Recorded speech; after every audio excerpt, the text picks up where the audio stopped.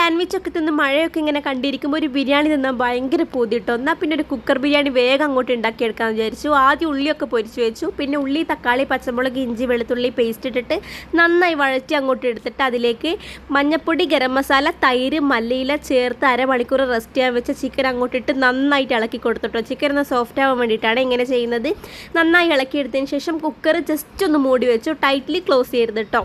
ഇനി നമുക്ക് ചോറിനുള്ള പരിപാടി നോക്കാം. കുറച്ച് ഉപ്പിട്ടിട്ട് വെള്ളം തിളപ്പിക്കാൻ വെക്കുക. നമ്മൾ ഏത് അരിയാണോ എടുക്കുന്നത് നന്നായി കഴുകി വൃത്തിയാക്കി വെക്കുക. അപ്പോഴേക്കും നമ്മൾ ചിക്കൻ ഇവിടെ വെന്തിട്ടുണ്ടാവും. അതിലേക്ക് പൊരിച്ചുള്ളി അങ്ങോട്ട് ഇട്ട് കൊടുക്കുക. കുറച്ചധികം പൊരിച്ചുള്ളി ഇടുന്ന ടേസ്റ്റ് കൂട്ടും കേട്ടോ. അപ്പോൾ പൊരിച്ചുള്ളി, മല്ലിയില, തൈര്, ഗരം മസാല, ഒരു ഹാഫ് ലെമണും കൂടി സ്ക്വീസ് ചെയ്യുക. നന്നായി ഇളക്കി മിക്സ് ആക്കിയതിന് ശേഷം ആവശ്യത്തിന് ഉപ്പിട്ട് കൊടുക്കുക കേട്ടോ. ഇനി നമുക്കിതിലേക്ക് ഉപ്പിടാൻ പറ്റില്ല. അപ്പോൾ ഇപ്പോൾ നമ്മൾ ഉപ്പിട്ട് സെറ്റാക്കി വെക്കുക.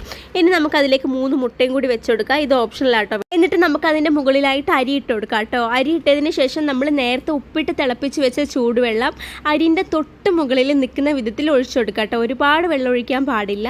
ഇനി നമുക്ക് ടൈറ്റിൽ ക്ലോസ് ചെയ്തിട്ട് ഒരൊറ്റ വിസിലടിക്കുക. പ്രഷർ ഫുള്ള് പോകുന്നത് വെയിറ്റ് ചെയ്യുക കേട്ടോ. അതിനുശേഷം നമുക്ക് കുക്കർ തുറന്നിട്ട് മുകളിൽ നിന്ന് മാത്രം ഒന്ന് ഇങ്ങനെ ഇളക്കി ഇട്ട് കൊടുക്കാം. ഒന്നാകെ അടി മുതലേ ഇളക്കി ഒന്നാക്കാൻ പാടില്ല കേട്ടോ. ഇനി നമുക്കതിലേക്ക് നമ്മളെ പൊരിച്ച് വെച്ച ഉള്ളിയും മല്ലിയിലും ഒക്കെ ഒന്ന് മിക്സ് ചെയ്തിട്ട് കൊടുക്കുക. അണ്ടിപ്പരിപ്പ്, മുന്തിരി നിങ്ങൾ അലങ്കാരത്തിന് ആഡ് ചെയ്യുന്നൊക്കെ യൂസ് ചെയ്യാം കേട്ടോ. ഞാനിപ്പോൾ പൊരിച്ചുള്ളിയും മല്ലിയിലയും കുറച്ച് ഗരം മസാലയും കുറച്ച് നെയ്യും മാത്രമേ ആഡ് ചെയ്യുന്നുള്ളൂ. പിന്നെ നിങ്ങൾക്ക് അണ്ടിപ്പരിപ്പും മുന്തിരിയൊക്കെ ഇടുന്ന ഇഷ്ടമാണെങ്കിൽ അങ്ങനെ യൂസ് ചെയ്യാം കേട്ടോ.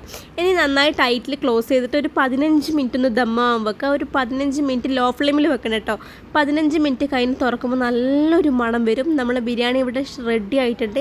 ഇനി നമുക്ക് വിളമ്പി അങ്ങോട്ട് കഴിക്കാം. നല്ല അടിപൊളി ടേസ്റ്റാണ്. അപ്പോൾ ഇങ്ങനെ ഉണ്ടാക്കി നോക്കിയിട്ട് ഇഷ്ടപ്പെടുകയാണെങ്കിൽ ഒരു റെഡ് ഹാർട്ട് വന്നിട്ട് കമൻറ്റ് ചെയ്യാം കേട്ടോ. ബൈ.